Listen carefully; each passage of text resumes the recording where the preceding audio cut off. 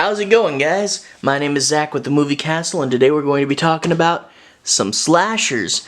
This is just a look through my slasher DVD collection, just to talk about a few things that I kind of want to share with you guys, So we're going to start off with Eaten Alive. This is a Tobe Hooper movie, and I kind of feel that this is the kind of like an unofficial sequel to Texas Chainsaw Massacre. And instead of Texas Chainsaw Massacre, this should have been Louisiana Gator Massacre. I think Tobe Hooper probably, because he resisted doing Texas Chainsaw 2 for a long time, he probably wanted to do more things like this, where it was the different back roads and undiscovered places of America and the creepy and spooky things that may be lurking there. Unfortunately, on its initial release, this was not really well received, unlike Chainsaw, and it kind of got forgotten, and I would have loved to see Hooper's take on just different places across America. But anyway, we did get this one, Eaten Alive. So this takes place in a hotel, and the guy there is killing people and feeding them to his gator. So I got the 2-disc set. This is by Dark Sky Films, and check this out.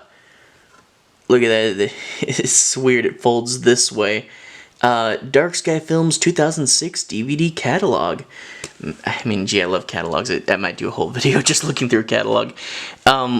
So anyway, it's a really cool, if you like the haunted hotel movies, this is not really haunted, it's a killer.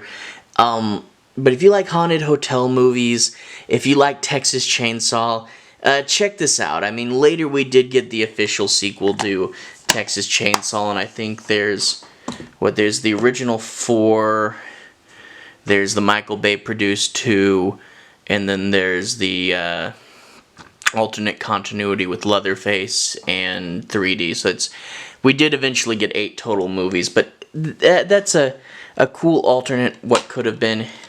Anyway, up next we have William Lustig's Maniac, and that's my hand adjusting the focus there. William Lustig's Maniac. So it's your kind of loner in New York type story. I did get the 2-disc of this as well. I'm really glad to find that. Loner in New York. It's about who he is and his psychology, and he's killing women and scalping them and then nailing their scalps to mannequins in his apartment. It's this interesting, creepy story, and I thought it was going pretty good. But then it got to the end, and the ending scene was just, it's one of those movies with an end that was really unexpected, yet very memorable and good, and I love the ending of it. It just turned it up a great amount, and I was like, this movie was good, and then it became great at the end. I think Stephen King actually really likes this movie. I saw him on Eli Roth's History of Horror, and he was talking about it. And also they did a remake with Elijah Wood, which once I see it, I'll cover it, but I haven't seen it yet. Up next, we have Behind the Mask, The Rise of Leslie Vernon. So I get lots of people, they talk about, the funny slashers, and a lot of times they're these slashers made by people that, hadn't really seen a horror movie until they were given the project. It's like, hey, do a funny horror movie, and they're so bad and disingenuous.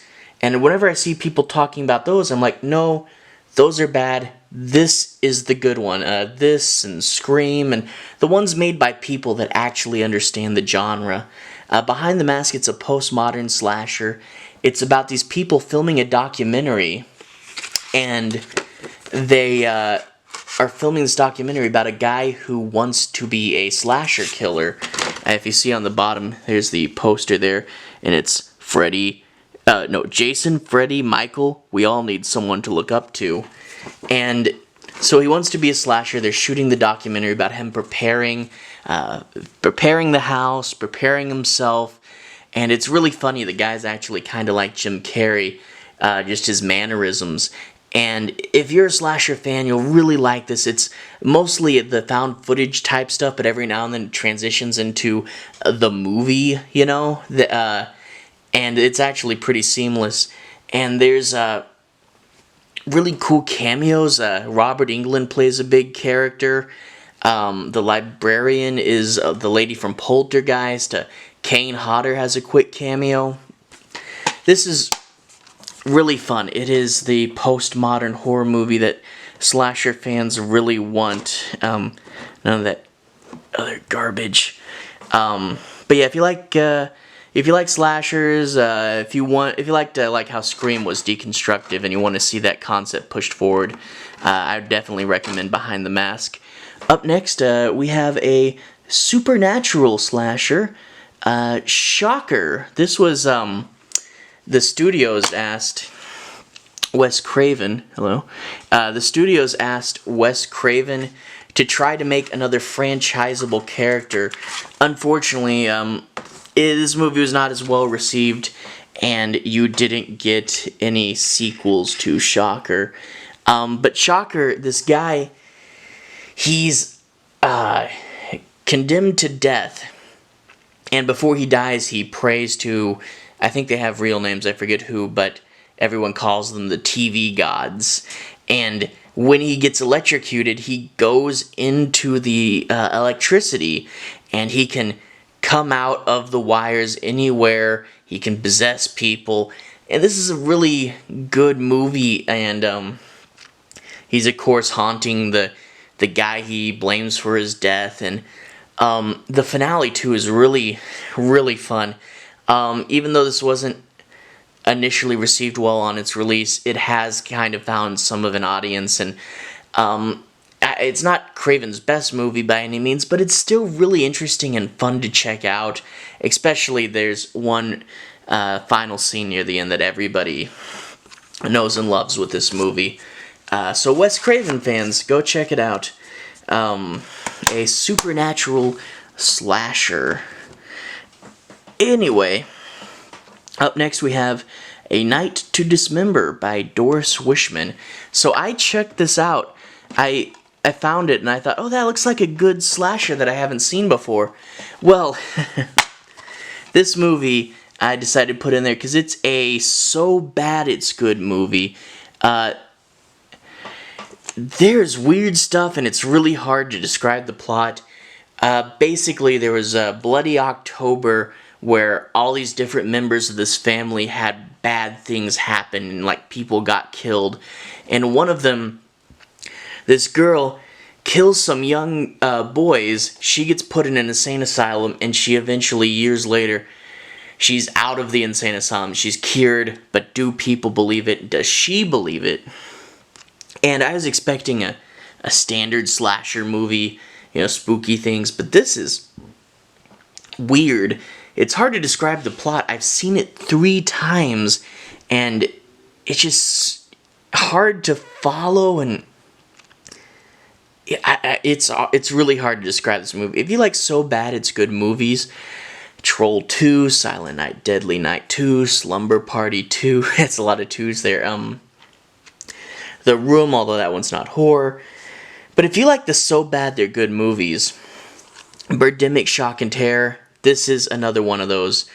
The whole movie, they couldn't afford to record sound, so it's Doris Wishman, the director, doing all the female voices, and I think it's the producer doing all the male voices, and everything's dubbed over. The 2 young boys that get killed at the beginning are like 25-year-old men. The family sits down and eats for dinner slices of lunch meat and cheese. And there's just so much weird stuff going on. But like I said, I watched it 3 times because it's oddly compelling. And like the first time I watched it, I realized I was staring so intently at the screen that like tears were running down my eyes. And I'm like, what is this thing that I have found?